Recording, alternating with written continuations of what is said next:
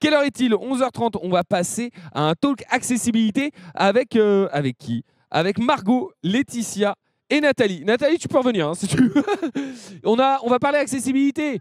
Bah oui, viens là, ma Nathalie, tu peux venir à côté. Où est Margot? Margot, viens ici, ma Margot, trop bien. Viens ici, tu peux venir t'installer à côté de Laetitia, comme ça fait, si ça te va. Bonjour Margot. Bonjour. Est-ce que tu peux te présenter rapidement parce que oui, j'aurais pu te présenter, mais vu qu'on est dans les aléas du direct, tout ça. Comment ça va Margot? Qui es-tu? Pourquoi es-tu là? Mais ça va super bien, et vous? Oui, ça roule. Nathalie, tu as le droit de répondre. Hein. Si elle dit et vous, j'espère qu'elle ne me vous voit pas. Hein. Non, c'était vous. Nathalie, tu as le droit de répondre dans ton micro si jamais ça t'intéresse. Comment ça va Margot du coup? Bien? Et nous? Très bien. Très bien. Qui es-tu? Du coup, je suis une professionnelle de l'AFM Téléthon. Je suis salariée de l'AFM Téléthon. Félicitations. Et je suis ergothérapeute. Et dans le cadre de mes missions au Téléthon, je suis Ouais. intervenante compensation technique. Ok. Un peu barbare, mais tout ça pour dire que j'accompagne les gens et les familles et les malades dans leur recherche d'accès et dans leur recherche d'aide technique pour pouvoir jouer aux jeux vidéo. Trop bien. Qui nous amène tous ici aujourd'hui. Ouais. Mais aussi sur d'autres thématiques, l'accès du coup à la téléphonie, à l'ordinateur, des outils de communication. On va en parler. C'est assez passionnant. Je trouve ça trop cool. Et on est aussi avec Laetitia, Margot. Où est Laetitia? Laetitia? Ah, je t'ai viré. En fait, faut que tu reviennes. Laetitia. Ouais, il est atroce, il nous vire et après il nous demande de devant, revenir. Laetitia. Tu peux te mettre là-bas si tu veux, il n'y a pas de souci. T'es équipé en plus, vraiment, je suis le pire. C'est vraiment, je leur dis dégager parce qu'on me dit ouais, il y a du programme après Jules. Et en fait, j'étais avec vous, tout simplement. On va parler accessibilité si vous voulez bien. Margot, bienvenue. On va pouvoir parler de tout ça. Alors, Nathalie, tu es chez Spotty Papers, Sporty Papers pour ceux qui viennent de nous rejoindre. Margot, tu es intervenante compensation technique. C'est ça. Alors, ça consiste à quoi ton travail? Tu l'as expliqué vite fait, mais est-ce qu'on pourrait essayer d'expliquer une journée classique aux gens qui nous regardent? Peut-être une vocation va naître hein, suite à ça, Oui, je l'espère. Ce serait super. Ça ressemble à quoi une journée pour Margot, en gros? Une journée classique, concrètement, c'est les référents parcours de santé sur le terrain qui du coup sollicitent quand ils repèrent un besoin dans les familles. Ok. Donc moi, je suis sollicitée de cette manière. Une fois que je reçois une demande d'intervention, du coup, je contacte... Les familles te contactent? Non, du coup, c'est toujours par le biais de leurs référents parcours de santé. Ok, d'accord. Donc ils te contactent? Ouais, exactement. Ouais. Parce que ce sont ces professionnels-là de l'AFM Téléthon qui sont au plus près des familles. Donc c'est eux qui connaissent les besoins et qui les repèrent surtout et qui nous orientent les... Et toi, tu dois trouver des solutions aux problèmes rencontrés. Exactement. Dans cette demande, tout est repris. Ça concerne le jeu vidéo ou d'autres thématiques. Et suite à ça, moi, je contacte la famille, on programme un rendez-vous. Et après, on se rencontre. Et là, du coup, tout commence et on évalue, on réoriente, on cible bien le besoin. Et puis après, on commence les essais. Et là, on se lance dans une recherche qui peut être parfois un peu plus longue, parfois plus rapide. Le reportage avec Nicolas hier. J'allais t'en parler. Est-ce qu'on a le reportage en régie de Nicolas ou pas? On regarde, on me dit. Parce que Nicolas rejoue aux jeux vidéo, c'était un docu qui a été diffusé hier sur France 2. Ouais, c'est ça. Un docu assez émouvant, on me dit. Ouais, c'était. Moi, je l'ai vu pour la première fois hier, du coup. Raconte-nous un peu, parce que si on l'a pas comme ça, les gens pourront comprendre un petit peu. Alors, du coup, ce documentaire, c'est les équipes de France Télé qui sont du coup venues dans le cadre d'une visite. Pareil, j'avais contacté Nicolas en amont. On avait programmé cette visite avec son référent parcours de santé. Ok. Et donc, voilà, lui, son objectif, c'était vraiment de rejouer au jeu. Il jouait à la fois sur ordinateur et sur console, mais il avait arrêté parce que c'était devenu trop frustrant pour lui. Donc il s'était concentré. Nicolas, il est atteint de quelle maladie et comment ça se, on va dire, comment dans son quotidien ça l'impacte et tout pour que les gens puissent un petit peu voir à quel point d'un seul coup il a pu plus jouer aux jeux vidéo. Ok. Nicolas, il a la maladie de Becker du coup. Ok. Ce qui fait que du coup il est très limité au niveau de la mobilité, du coup surtout des jambes, du coup il est en fauteuil roulant et aussi au niveau des mains, des membres sup, ça commence à devenir plus compliqué, il perd beaucoup en mobilité. Et donc voilà, la manette pour lui c'était plus possible. Donc la console, il a fini par arrêter pour se concentrer exclusivement sur les jeux sur PC. Mais ce qu'il expliquait dans le reportage, c'est que malheureusement, de fil en aiguille, il a dû aussi s'orienter vers des jeux peut-être plus... Ça c'est Nicolas? Ouais, c'est ça, Nicolas. Ouais, et sur des jeux plus accessibles. Exactement, qui lui demandait moins de mouvements. Moins de skills, moins de... Exactement. Ok. Et donc il jouait exclusivement à des jeux de gestion, ce qui le passionne pas vraiment, quoi. Ah ouais, ouais. Chacun son style de jeu, là pour lui, voilà. Et alors du coup, il a pu rejouer à quoi là, son objectif, grâce à toi quand on s'est appelé, on a décidé de se concentrer exclusivement sur l'accès à l'ordi dans un premier temps. Et son premier objectif, c'était de rejouer à des jeux de course. C'était un passionné de jeux de course et du coup... Et alors là, il joue comment, quelles sont les solutions que vous avez commencé à trouver pour Nicolas? Bah alors Nicolas, exclusivement pour l'instant, il jouait à la souris. Ok. Donc on a d'abord essayé de s'appuyer sur le matériel qu'il connaissait et ce qu'il avait l'habitude d'utiliser. Donc il existe des logiciels qui permettent de jouer exclusivement à la souris. Donc il conduisait avec la souris et c'est un logiciel qui est super bien. Donc là, on l'a essayé avec Nicolas. C'était peu concluant. Donc voilà, il faut aussi faire face à l'échec. Des fois, on essaie, on tente. C'est vraiment, on procède par essai-erreur. Est-ce que les constructeurs de consoles slash de PC vous accompagnent ou en vrai, j'ai vu ces dernières années, ils font quand même des choses pour rendre les jeux vidéo plus accessibles. Oui. Que ce soit les constructeurs, là j'ai vu le pas de Xbox, mais que ce soit les constructeurs ou même les développeurs de jeux vidéo. Je pense que Nathalie, tu es peut-être le meilleur exemple, mais il y a des jeux plus mainstream qui essayent de rendre leurs jeux vidéo accessibles. Est-ce qu'ils sont en contact avec vous ou pas? Mais du coup, non, on s'appuie sur leur matériel pour faire nos préconisations et pour réaliser nos essais. On les connaît, nous, après... On est en lien avec eux, oui. Ouais, et ça va, ils sont réceptifs à vos retours ou entre guillemets, le cas de Nicolas ou même de Laetitia sont tellement rares qu'ils ne peuvent pas faire du cas par cas, entre guillemets. En fait, c'est ça le problème, c'est que les manettes, que ce soit celle de Xbox ou celle de chez PS1 qui est sortie en décembre dernier, elle a un an là, c'est une manette pour...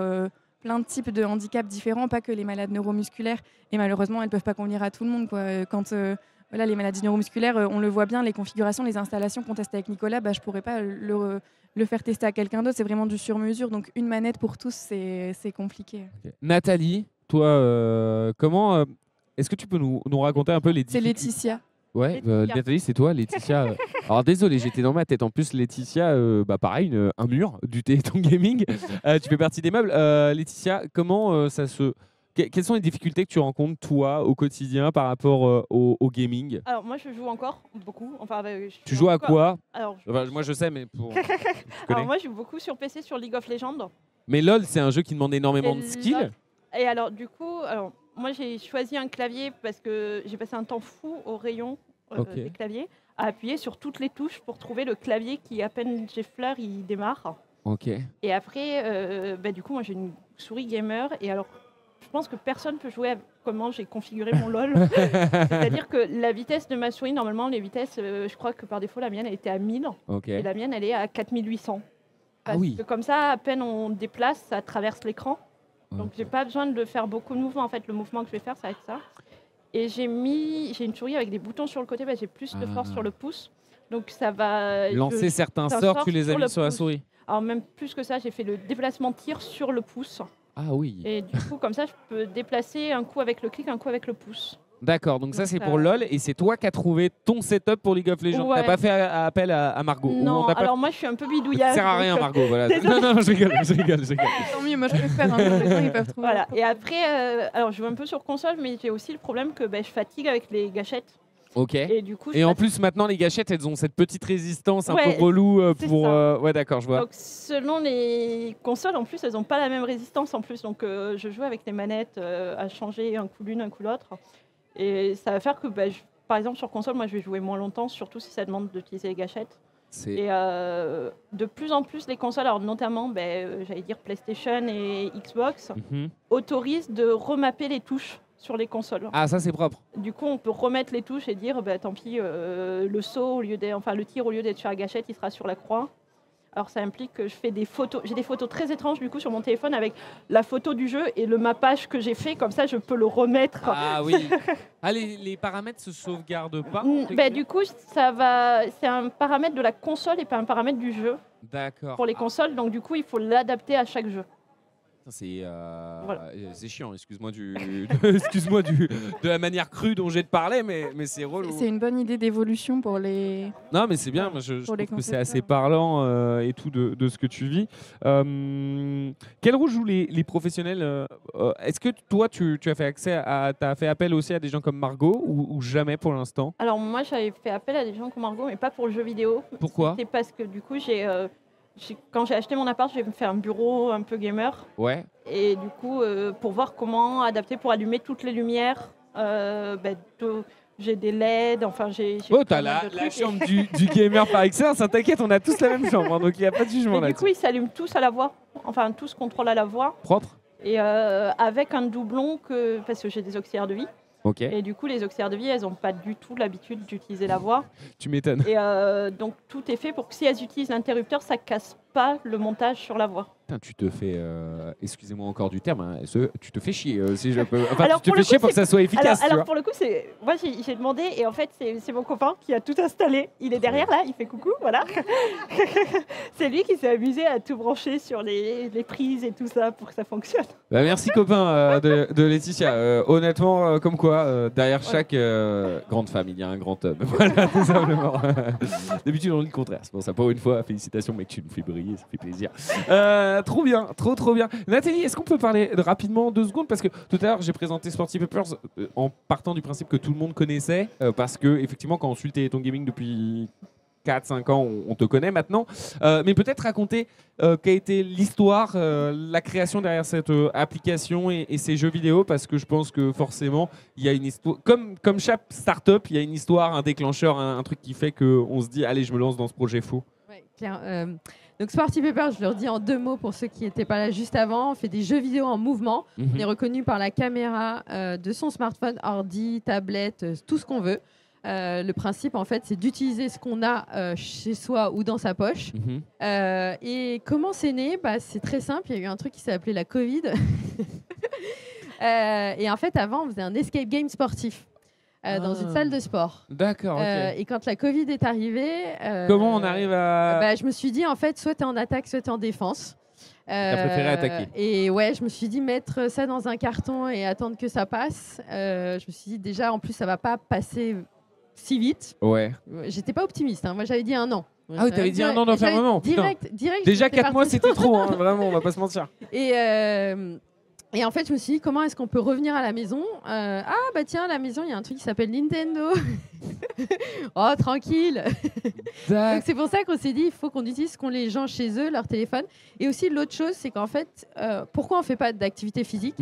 Parce qu'on connaît tous les conséquences, on sait très bien qu'il faut bouger. Oui. Et en fait, chiant. on le fait pas parce que, mais c'est normal. Et là, je prends ma casquette socio-psycho, c'est les études que j'ai fait. C'est qu'en fait, il faut qu'on ait un plaisir immédiat. C'est simple. L'humain a besoin d'un plaisir immédiat. Savoir que le résultat va être même dans quelques semaines, eh ben non, ça relou. ne me parle pas assez. Ça, on est d'accord. On a besoin d'un plaisir immédiat, et donc on est vraiment parti de ce principe-là en se disant, en fait, il faut que ça soit fun. Et l'autre sujet aussi, c'est que quand on fait pas de sport, c'est qu'on ne en fait, on pense que les codes du sport sont pas pour nous. On se dit, tiens, c'est la perf, c'est machin, etc. Oui, comme on ne connaît pas, en fait, on connaît pas le plaisir. Les applis, etc. C'est tout de suite la perf, etc. C'est tout de suite la compétition. Et donc, on a gommé tout ce qui était sport. On fait pas de compteur de calories, de machin, etc. On veut que ce soit fun, que c'est du jeu. D'abord, c'est du jeu. Et au fait, tu bouges. Donc, c'est vraiment là-dessus qu'on est parti.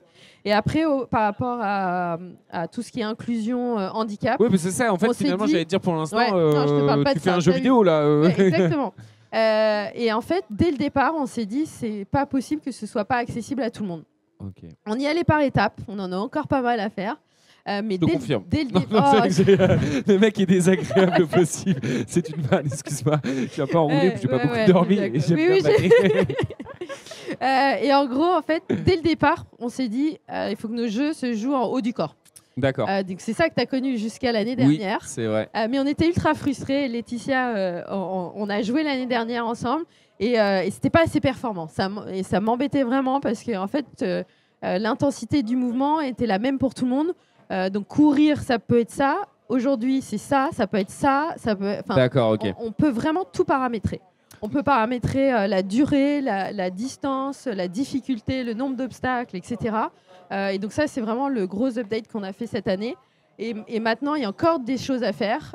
Typiquement, là, on est encore symétrique. C'est-à-dire que quand on fait le haut du corps, c'est les 2 bras qui doivent bouger. L'intensité peut être faible, mais à terme, on veut être asymétrique. Et c'est-à-dire que si on bouge qu'un seul bras, et on travaille avec l'hôpital de Garches là-dessus, qui travaille beaucoup Avec Margot. Oh là là, la boucle est bouclée, c'est multivers, incroyable. Et qui crée des dispositifs qui sont des add-ons en impression 3D sur des manettes, etc. pour s'adapter. Ils consultent pour tout ce qui est accès aux nouvelles techno. Ouais. Exactement. Et donc, on leur a montré, ils sont en train d'utiliser le jeu dans le cadre de la grande cause, parce qu'on est soutenu par la grande cause nationale qui est l'activité physique cette année. Et dans le cadre de la grande cause, nous, on a prêté une tablette, ils sont en train de s'en servir. Et on fait des allers-retours comme ça pour savoir qu'est-ce qui fonctionne, qu'est-ce qu'il faut que nous, on adapte, etc. Parce que comme tu l'as dit, c'est du test and learn. Et qu'il faut vraiment... On est vraiment parti du principe qu'il faut tout adapter, il ne faut pas créer des programmes, parce qu'en fait, tous les handicaps sont différents. Et donc, c'est vraiment la personne qui va adapter. Et une autre étape, bien sûr, ce sera après de pouvoir enregistrer le setup qu'on s'est fait et qu'on puisse jouer toujours avec le même setup. Alors, Voilà. question ultra vaste qui pourrait être une question de philo, tout simplement. Comment on peut vous aider au quotidien pour faire accélérer votre travail, vous aider, vous? Tu vois, Margot, je pense à ton travail qui est quand même très particulier, où il y a beaucoup d'étapes, mine de rien. Tu as un malade qui doit demander à son référent de te contacter, tu dois prendre un rendez-vous, essayer de tester des premières solutions qui... là, on l'a vu, ne fonctionne pas toujours, tu vois. C'est bien aussi de montrer que les solutions, elles ne sont pas magiques. C'est parfois des heures, des années de travail. Comment on peut vous aider? Quelles sont les solutions? Qui doit entendre ce message et faire en sorte qu'on accélère? Laetitia. En fait, déjà, il y a une première étape qu'il faut dire. Ouais. C'est qu'en fait, les RPS, elles sont financées par la FM Téléthon. Alors, les RPS... C'est représentants parcours santé. Donc, ça va être... C'est presque des assistantes sociales. En fait, Ouais. elles sont là pour accompagner les malades, répondre à leurs questions, mais elles peuvent les accompagner sur tout et n'importe quoi, notamment sur des papiers, mais aussi sur toutes les questions d'accessibilité au quotidien, parce qu'en fait, c'est pas parce qu'on est en fauteuil qu'on connaît toutes les paperasses. Oui, forcément. Ça vient pas avec. C'est pas livré avec. Ouais. Non, c'est pas livré avec. Et en fait, ils vont du coup nous accompagner sur tout. Et il faut savoir que la cagnotte du Téléthon, il y a une partie qui sert à financer les RPS. Tu fais très bien de le préciser, oui, ça clairement. sert à ça. Déjà, la première étape, avant Margot, la première étape, c'est vraiment avoir les RPS en contact. Et du coup, en avoir dans toutes les régions. La porte d'entrée, c'est vraiment les services régionaux et les référents parcours de santé qui font un travail remarquable. Ouais. Si on parle des référents parcours santé, est-ce que tous les malades ont la chance d'avoir des RPS ou pas? Alors, normalement, il y en a... Dans chaque région, il y en a plusieurs. Ok. Et du coup, si un malade n'en a pas, il peut appeler le service régional et dire j'ai besoin d'un suivi, j'ai pas de RPS, et on va lui mettre en contact une RPS. Ok, c'est une. Alors j'allais vous dire c'est une bonne chose, mais comme tout secteur où c'est de l'entraide, c'est pas non plus. Vous l'imaginez, c'est pas les métiers les mieux payés forcément, et c'est des gens qui donnent énormément de leur temps, qui comptent pas leur temps, qui le donnent aux autres, et donc forcément. Et ce qu'il faut savoir, c'est que pour un malade, c'est gratuit. Trop bien. Enfin, nous, en tant que personne, quand on fait appel à une RPS, elle va passer du temps sur nos dossiers. Et nous, ça nous coûte 0. C'est totalement pris en charge. C'est un service gratuit qui est proposé par la FM Téléthon, oui. Ouais, clairement. Et c'est donc à ça, vous voyez, 187 260 €. Ça, alors, si on passe les 200 000 ce matin, c'est génial. Il reste 40 minutes avant. Est-ce qu'on peut faire 13 000 balles en 40 minutes? Je sais pas. 189 138 €, c'est énorme. C'est pas assez. Redis-le. Attends, mais tu sais quoi? J'ai l'impression que dès que je lis le montant de la cagnotte, ça augmente. Je réessaye. 189 138 €. Non, ça ne remonte pas. Dommage. On réessayera, on va voir. Mais c'est assez énorme. Plus que 11 000 €. Ah oui, ça remonte. Ouais. 180 250 €. Je vais continuer. Désolé, Laetitia. T'as demandé qu'est-ce qu'on a besoin, c'est ça, de financement. Donc, on a besoin de financement la et on a besoin que la recherche avance dans tous les domaines. Margot.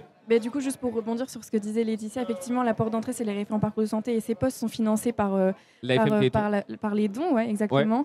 Mais nous, derrière, quand on se déplace au domicile et qu'on fait des essais de matériel, il faut savoir que tout ce matériel-là, il est aussi financé par les dons. On a un parc matériel qui nous permet de faire nos essais, qui nous permet de mettre du matériel en prêt, parce que même si ces matériels peuvent être financés par la MDPH ou d'autres structures, mais le problème, c'est que c'est des démarches qui peuvent être très longues. Des démarches administratives. Exactement. Okay. Et donc, avant d'avoir les financements, nous, ce matériel, on peut le laisser en prêt dans les familles parce que ce qu'on ne dit pas, c'est que quand on a trouvé le bon matériel, quand il faut repartir de la famille et dire oui, super, tu peux rejouer ou tu peux réaccéder à ton ordi, mais moi, je repars avec le matos, c'est hyper... Donc, nous, on peut le laisser à dispo. Et donc, les dons servent aussi à ça. Ouais. Est-ce que... alors, je bifurque un peu, mais c'est une question qui m'est venue à l'esprit quand je vous écoute. Est-ce que l'État, avec un grand E, fait assez pour vous aider ou pas? Alors, Est-ce que je connais la réponse, hein, vous inquiétez pas. Si je vous la pose, c'est bien évidemment pour que ça soit ton moment, Laetitia. Vas-y, défonce-les. Non, vas-y, Laetitia. disons que la version politiquement correcte, Après, tu nous diras la vraie version. Hein. ça prend du temps. Ok. C'est tout qui n'est pas couvert. Il y a toujours une notion de qu'est-ce qui est vraiment une compensation. Enfin, en fait, il faut justifier que c'est une compensation du handicap et que ce n'est pas une compensation de confort. Ce qui est vraiment une limite. Voilà. Oui, enfin. Et tu justifies ça sur des papiers? Et c'est justifié sur des papiers. Donc, par exemple, pour faire un dossier MDPH, pour prendre en charge, le dossier MDPH, c'est 12 pages. C'est un certificat CERFA. C'est 12 pages. Il faut un certificat d'un médecin en plus. Donc, ça peut être le médecin traitant qui le fait. Mais typiquement, si on veut une adaptation, par exemple, d'un poste, va falloir si on a en plus un certificat d'un ergothérapeute qui complète, c'est un positif. Non, mais c'est du positif, donc il faut le rajouter. Ok. Et après, il y a une page qu'ils appellent le projet de vie. Donc globalement, c'est une page blanche. Et il faut expliquer pourquoi on en a besoin. C'est une lettre de motivation, en gros. C'est une lettre de motivation. Mais quel enfer. Est-ce qu'on peut pas faire en sorte que toute cette paperasse administrative soit simplifiée? J'allais dire, alors elle a évolué. Déjà, elle a évolué parce que maintenant, on peut le déposer en ligne. Parce qu'avant, il fallait l'envoyer par la poste. Alors moi, je l'envoyais avec accusé de réception pour avoir le petit papier qui dit qu'il a été déposé à telle date. Parce qu'après, selon les régions, enfin les départements, ça prend du temps. Excusez-moi, mais ça pourrait pas être plus simple? On pourrait pas faire venir ces gens directement vivre ton quotidien et tout? Et puis, je pense là, il n'y a pas besoin de 12 pages, il y a besoin exactement de 12 heures et il s'en rendra compte facilement en fait. Voilà. Et en plus, pour donner une idée, un temps de dossier, alors moi j'habitais Bordeaux avant. Ok. Donc, Bordeaux, très belle ville. Très belle ville. Très belle ville. Sympa. Hein. Ouais.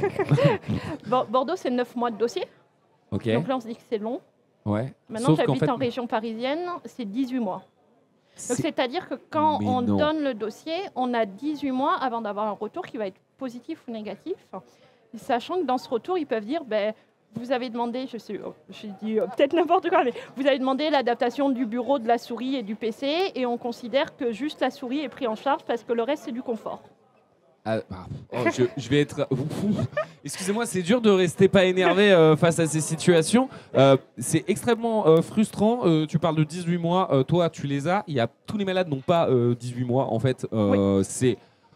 Vous faites quoi, l'État? Vous êtes où? On est comment? Margot, je t'ai vu récupérer ton micro. Ouais, c'est surtout qu'on sait que c'est des pathologies évolutives. Et donc 18 mois, c'est énorme. En fait. La maladie peut évoluer en 18 mois. Donc le matériel dont on a fait la demande... le matériel aussi, du coup. Ouais. C'est un calvaire. Moi, je rencontre énormément de familles qui, du coup, se disent tant pis, je le finance moi-même parce que c'est trop long.